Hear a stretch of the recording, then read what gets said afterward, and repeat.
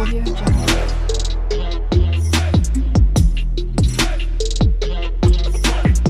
Audio Jungle. Hello friend, welcome back to my channel. তোমরা সবাই কেমন আছো? আশা করি ভালোই আছো। তো দেখো, আবার একটা রেসিপি নিয়ে হাজির হয়ে গেছি। আর যেহেতু এখন গরমকাল, আর গরমকালে এই রান্নাটা না করে খেলে তৃপ্তিই হয় না। এখন যেহেতু আমের সিজন চলছে, তো আমি তাই বানাবো রুই মাছ দিয়ে আম দিয়ে ঝোল। তো এখানে রুই মাছ নিয়ে নিয়েছি, আর এখানে আমও নিয়ে নিয়েছি। তো আমি রেসিপিটা কি করে বানাই, তো তোমরা রেসিপিটা দেখতে থাকো। আর আমি এখানে মাছেতে নুন দিয়ে দেবো, হলুদ দিয়ে দেবো। মাছটা আমি ভালো করে ম্যারিনেট করে রেখে দেবো কিছুক্ষণের জন্য। কড়াটা গরম বসিয়ে দিয়েছি, আর বানাবো সরষার তেলে।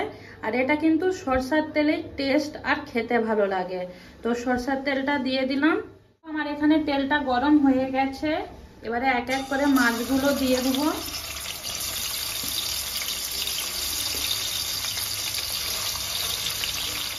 মাছটা আমার হালকা হয়ে গেছে এক পিঠটা। এবারে আমি উল্টিয়ে দেব।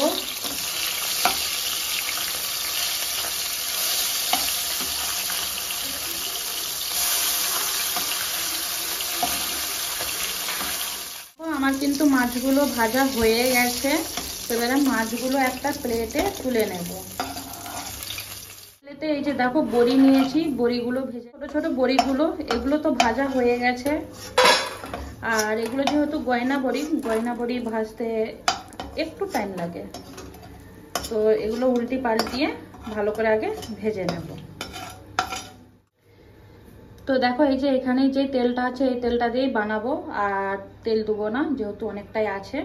তো এখানে আমি তেজপাতা নিয়ে নিয়েছি, শুকনো লঙ্কা, 5 ফোড়ন। এবারে এই যে দেখো আলুগুলো দিয়ে দেবো।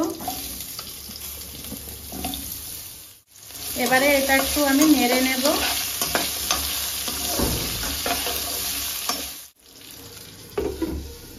এক মিনিট এটা আমি ঢাকা চাপা দিয়ে দিলাম। 1 মিনিট হয়ে গেছে, আর পুরো ভাপটা দেখো বেরিয়ে এসছে। আর হালকা করে নেড়ে নেব।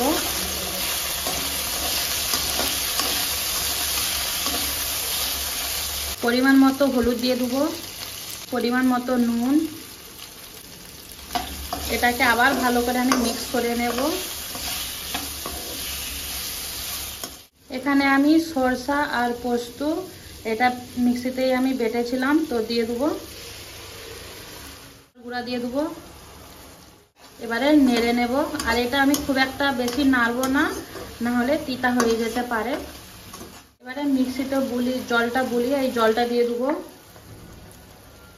এখানে পরিমাণ মতো জল দিয়ে দেবো, যেহেতু আমি এটা হচ্ছে রস ঝোল ঝোল টাইপের করবো, তাই একটু বেশি করে জলটা দিলাম। এটা আমি এবার ঢাকা চাপা দিয়ে দিলাম। এবারে 5 মিনিট পরে ঢাকা চাপাটা মিনিট হয়ে গেছে। এবারে ঢাকনাটা খুলবো। এবারে দেখো কাঁচা আমগুলো দিয়ে দেবো। এবারে আমের সাথে ভালো করে এটা ঘেটে নেব।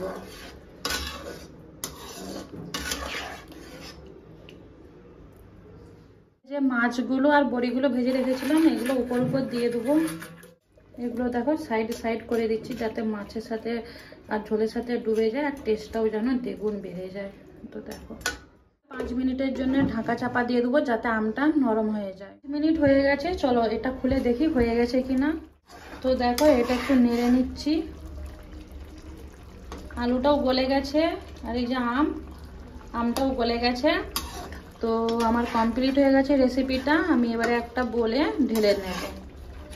দেখো আমার কিন্তু আলু দিয়ে, মাছ দিয়ে, আম দিয়ে, বড়ি দিয়ে গরমে স্পেশাল রেসিপি কিন্তু কমপ্লিট হয়ে গেছে। আর এটা যা গরম পড়েছে, এই গরমেতে গরম গরম ভাতের সাথে তো মজা চলে আসবে। তো তোমাদেরকে এই রেসিপিটা কার কার ভালো লাগে, কার কার ফেভারিট, আমাকে কিন্তু কমেন্ট করে জানিও। আমার রেসিপিটা তোমাদের সবাইকে যদি ভালো লেগে থাকে, একটা লাইক কমেন্ট শেয়ার করে দিও। আর যারা আমার নতুন বন্ধু, চ্যানেলটা এখনো সাবস্ক্রাইব করোনি, তো চ্যানেলটা সাবস্ক্রাইব করে দিও। নতুন আর পুরনো বন্ধুকে আমার তরফ থেকে অনেক অনেক ভালোবাসা। তো চলো আবার দেখা হবে তোমাদের সাথে কোনো একটা রেসিপি বা ভিডিওর সাথে।